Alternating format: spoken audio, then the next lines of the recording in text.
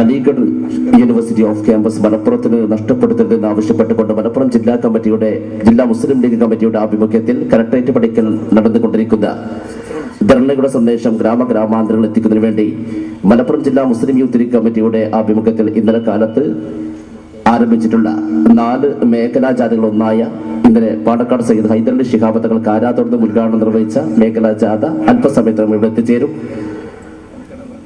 നമ്മുടെ വേദിയിൽ നിരവധി നേതാക്കൾ എത്തിച്ചേർന്നിട്ടുണ്ട്.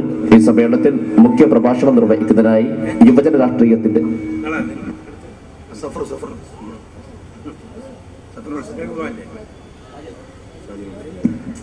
രാഷ്ട്രീയത്തിന്റെ സമരനായകൻ മുസ്ലിം യൂത്ത് ലീഗിന്റെ സംസ്ഥാന അധ്യക്ഷൻ KM ഷാജി ഈ സമ്മേളനത്തിൽ മുഖ്യ പ്രഭാഷണം നിർവഹിക്കും. അതിനുവേണ്ടി അധ്യക്ഷന് വേണ്ടി അദ്ദേഹത്തെ ആദരപൂർവ്വം ക്ഷണിക്കുന്നു. അധ്യക്ഷനടക്കമുള്ള വേദിയിലെ സർവാദരണീയരായ നേതാക്കന്മാരെ, സ്നേഹസമ്പന്നരായ പ്രദേശത്തിലെ സഹപ്രവർത്തകന്മാർ, നല്ലവരായ നാട്ടുകാരെ സഹോദരന്മാർ,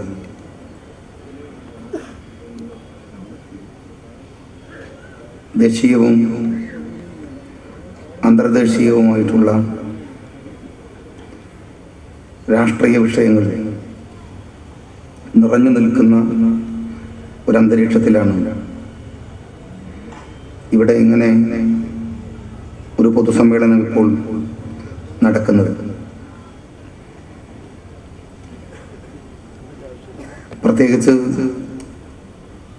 കേരളം കണ്ടിട്ടുള്ള അഭിമന്യനായ ഹൈദരലി ശിഹാബ് തങ്ങൾ അവസാനം പറഞ്ഞു നിർത്തിയതുപോലെ ഒരുപക്ഷെ ചരിത്രത്തിലെ ഏറ്റവും മോശപ്പെട്ട, ജനങ്ങൾക്ക് ദുരിതങ്ങൾ മാത്രം സമ്മാനിച്ചിട്ടുള്ള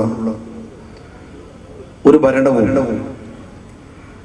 ആ ഭരണത്തിന്റെ ദുസ്വാധീനം വഴി ദൈനംദിനം ജനങ്ങളെ പീഡിപ്പിച്ചുകൊണ്ടിരിക്കുന്ന ഭരണാധിപന്മാരും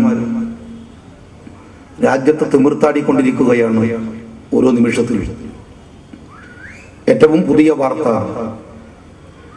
ഇന്ത്യ കണ്ടിട്ടുള്ള ഏറ്റവും വലിയ കാട്ടുകള്ളനായി ഇന്ന് പൊതുസമൂഹം ചിത്രീകരിക്കുന്ന സഖാവ് പിണറായി വിജയനെ പ്രോസിക്യൂട്ട് ചെയ്യാൻ താല്പര്യം കാണിക്കാത്ത വിധം കേരളത്തിന്റെ ക്യാബിനറ്റ് കള്ളക്കളി നടത്തുന്നു എന്നാണ്. അധികാരത്തിന്റെ ദുസ്വാധീനം കൊണ്ട് കള്ളന്മാരെ സംരക്ഷിക്കാൻ ഭരണകൂടം ഒരുങ്ങി പുറപ്പെട്ടാൽ അവരെ വിചാരണ ചെയ്യാൻ കോടതികളെ ഈ ഗവൺമെന്റ് തടുത്തു നിർത്തിയാൽ ജനകീയ വിചാരണക്ക് പിണറായി വിജയനെ പൊതുസമൂഹത്തിൽ കൊണ്ടുവരാൻ ജനാധിപത്യ വിശ്വാസികൾ ഒരുങ്ങുന്ന കാലം വിദൂരമല്ല എന്ന് മാർക്സിസ്റ്റ് പാർട്ടിയുടെ നേതാക്കന്മാരും പ്രവർത്തകന്മാരും തിരിച്ചറിയുന്നത് നല്ലതാണ്. കാരണം ഇതൊരു സുഖമുള്ള ഏർപ്പാടാണ്. മന്ത്രിയായിരിക്കുമ്പോൾ നന്നായി കക്കുകയും മന്ത്രിയല്ലാത്തപ്പോൾ ഭരണകൂടങ്ങൾ സംരക്ഷിക്കുകയും ചെയ്യുമെങ്കിൽ പിന്നെ രാജ്യത്ത് കോടതി എന്തിനാണ്? രാജ്യത്തെ നിയമവാഴ്ച എന്തിനാണ്? രാജ്യത്തിലെ ജുഡീഷ്യറിയോ അല്ലെങ്കിൽ അന്വേഷണ ഉദ്യോഗസ്ഥന്മാരുടെയോ റോൾ എന്താണ് എന്ന് മാർക്സിസ്റ്റ് പാർട്ടി പറയേണ്ടത്. ഈ ഗവൺമെന്റ് അധികാരത്തിലെത്തിയ സമയം മുതൽ നമ്മൾ ഈ നിൽക്കുന്ന നിമിഷം വരെ 100,000 കേസുകൾ ഒതുക്കി തീർത്തതിന്റെ ചരിത്രമാണ് മാർക്സിസ്റ്റ് പാർട്ടിക്കുള്ളത്. 1-2 കേസല്ല, ഒരുപാട് കേസുകൾ. സാമ്പത്തിക ക്രിമിനലിസത്തിന്റെയും രാജ്യദ്രോഹത്തിന്റെയും ഒക്കെ നിരവധി കേസുകൾ മാർക്സിസ്റ്റ് പാർട്ടി ഒതുക്കി തീർത്തിട്ടുണ്ട്. ഈ അടുത്ത് കുപ്വാരയിലെ സംഭവവുമായി ബന്ധപ്പെട്ട് നമ്മളുടെ നാട്ടിലെ ചില ചെറുപ്പക്കാർ കുപ്വാരയിൽ പോയി കൊല്ലപ്പെട്ടപ്പോ അതുമായി ബന്ധപ്പെട്ടുള്ള വിവാദം നടക്കുന്നതിനിടയിൽ ഒരിക്കൽ ഒരു ടെലിവിഷൻ അഭിമുഖത്തിൽ മാർക്സിസ്റ്റ് പാർട്ടിയുടെ നേതാവ് ജയരാജനോട് ഞാൻ ചോദിക്കുകയുണ്ടായി 4 ചോദ്യങ്ങൾ. അതിൽ പ്രധാനപ്പെട്ട ഒന്ന് ഈ മലബാറുമായി ബന്ധപ്പെട്ടതാണ്. ഒന്ന് നമ്മളുടെ കോട്ടക്കൽ പോലീസ് സ്റ്റേഷൻ കേസ്. ആ കേസ് ഒതുക്കി തീർത്തു. ഇപ്പോ ആ കേസ് ഒരു ഘടകമല്ല. NDF പോലീസ് സ്റ്റേഷൻ ആക്രമിച്ച കേസാണ്. പെരിന്തൽമണ്ണയിലെ അങ്ങാടിപ്പുറം ക്ഷേത്രം അതിന്റെ വാതിൽ കത്തിച്ച കേസ്, ആ കേസ് ഒതുക്കി തീർത്തു. ഇപ്പോ ആ കേസുമായി ബന്ധപ്പെട്ട ആരെയും ഈ നിമിഷം വരെ പിടിച്ചിട്ടില്ല. കോഴിക്കോട്ടെ മാറാട്ട പ്രതികൾ അവരുടെ ബോട്ടിൽ ബോംബ് പൊട്ടി തകർന്നപ്പോ അതുമായി ബന്ധപ്പെട്ട കേസ് പിടിച്ചിട്ടില്ല. കോഴിക്കോട്ടെ സാഗർ ഹോട്ടലിന്റെ മുമ്പിൽ വെച്ച് KSRTC ബസ് സ്റ്റാൻഡിന്റെ മുമ്പിൽ വെച്ച് ഒരു ബോംബ് പൊട്ടിയ സംഭവം നമുക്ക് ഓർമ്മയുണ്ട്. ആ കേസും ഒതുക്കി തീർത്തു. എല്ലാ കേസുകളും അട്ടിമറിച്ചു.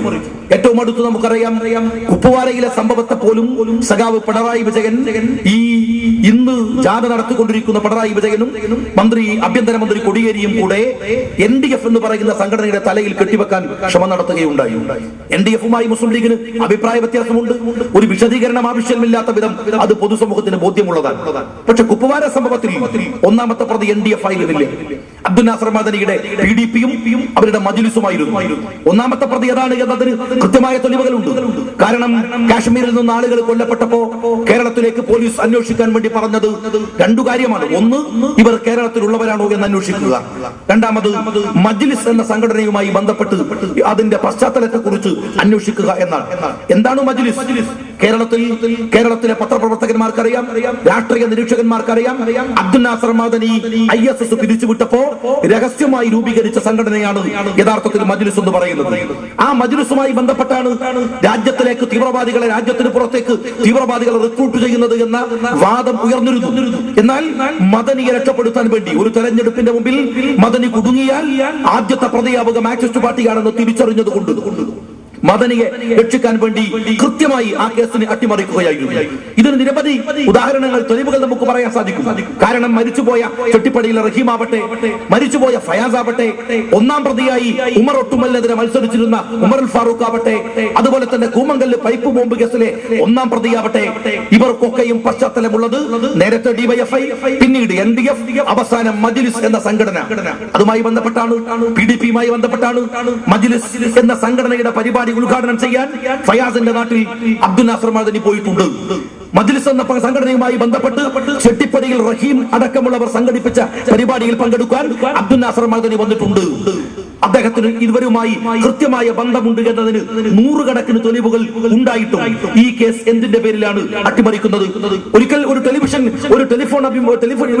അഭിമുഖത്തിൽ അബ്ദുൽ നാസർ മദനിയെ കിട്ടിയപ്പോ ഞാൻ അദ്ദേഹത്തോട് ചോദിച്ചു, ഈ കുപ്പവാര സംഭവത്തിൽ, രാജ്യദ്രോഹ കുറ്റത്തിന്റെ വിഷയത്തിൽ അങ്ങേക്ക് പങ്കില്ലെങ്കിൽ, അങ്ങയുടെ പാർട്ടിക്ക് പങ്കില്ലെങ്കിൽ എന്തിനാണ് ഫയാസുമായി, മരിച്ചുപോയ ഫയാസുമായി, റഹീമുമായി, പിടികിട്ടാപ്പുള്ളിയായ ഉമർ ഫാറൂഖുമായി 3 തവണ അബ്ദുൽ നാസർ മദനിയുടെ ഭാര്യ മദനിയുമായി ഇവർ ടെലിഫോണിൽ ബന്ധപ്പെട്ടിട്ടുണ്ട്, എന്തിന്റെ പേരിൽ? മദനിയുടെ മറുപടി അതൊരു കല്യാണാലോചനയായിരുന്നു എന്നാണ്. കല്യാണം ആലോചിക്കുകയാണെങ്കിൽ എന്തിനാണ് ഉമർ ഫാറൂഖ് എന്ന് പറയുന്ന ഉമർ ഒട്ടുമലിനെതിരെ മത്സരിച്ച PDPയുടെ ചിഹ്നത്തിൽ മത്സരിച്ച സ്ഥാനാർത്ഥി, PDPയുടെ നേതാവ് അബ്ദുൽ നാസർ മദനിയുടെ സന്തത സഹചാരിയായ ഈ ഉമർ ഫാറൂഖ് 1.5 കൊല്ലത്തിനിടയിൽ പലതവണ കോയമ്പത്തൂർ സെൻട്രൽ ജയിലിൽ തന്റെ ഐഡന്റിറ്റി കാർഡ് കൊടുത്ത് മദനിയെ കാണാൻ അനുമതി ചോദിച്ചതിന് രേഖകളുണ്ട്.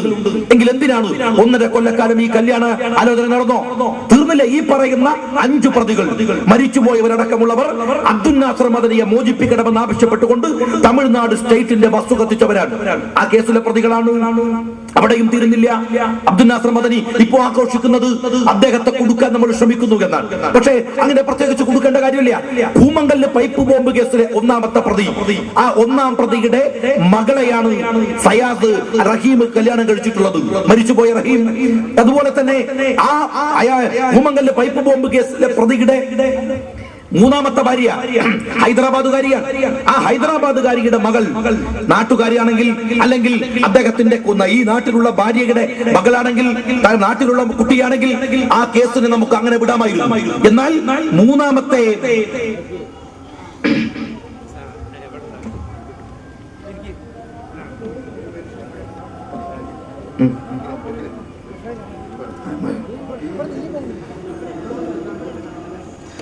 കൂമങ്കല്ല് പൈപ്പ് ബോംബ് കേസിലെ പ്രതിയുടെ 3ാമത്തെ ഭാര്യയുടെ മകളെ, 3ാമത്തെ ഭാര്യയുടെ കൊച്ചുകുട്ടിയെ സൂഫിയ മദനി പോലീസ് അന്വേഷിച്ചെത്തുന്നതിന് മുമ്പ് വരെ, എന്ന് വെച്ചാൽ 1.5 മാസം മുമ്പ് വരെ മദനിയുടെ വീട്ടിലായിരുന്നു ഈ 1ാം പ്രതിയുടെ മകൾ എന്ന് പറഞ്ഞാൽ, ഹൈദരാബാദുകാരിയായ കൊച്ചുമകൾ എന്ന് പറഞ്ഞാൽ ഈ രാജ്യദ്രോഹികളുമായി അബ്ദുൽ നാസർ മദനിക്കുള്ള പങ്കെന്ത്?